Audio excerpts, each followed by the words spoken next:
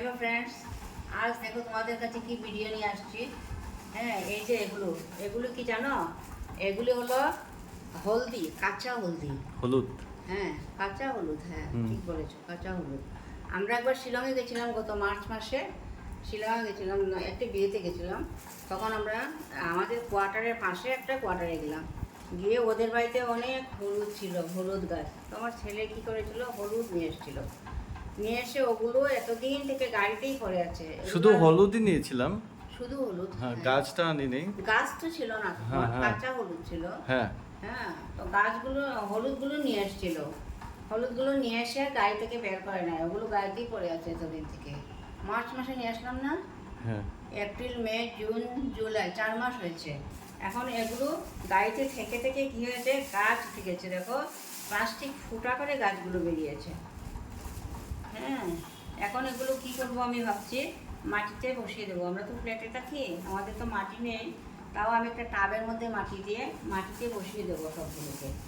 ফুল গাছ যেরকম লাগাই এই জন্য এরকম। আর 4 মাস ধরে গাড়ি চালাই নেই, আমাদের এখানে কনস্ট্রাকশন হচ্ছিল। আর আমাদের এখানে কনস্ট্রাকশন চলছিল, তাই 4 মাস থেকে গাড়িটাও বের করে নাই। আর এই গাড়ির ভিতরেই এগুলো গাছগুলো উঠতে থাকছে। কত সুন্দর দেখো, প্রাকৃতিক নিয়ম। হ্যাঁ, শেষে উঠতে থাকছে, ভালো লাগছে না দেখে। অনেকগুলো হলুদ কিন্তু দেখো, কত বড় বড় গাছ হয়েছে।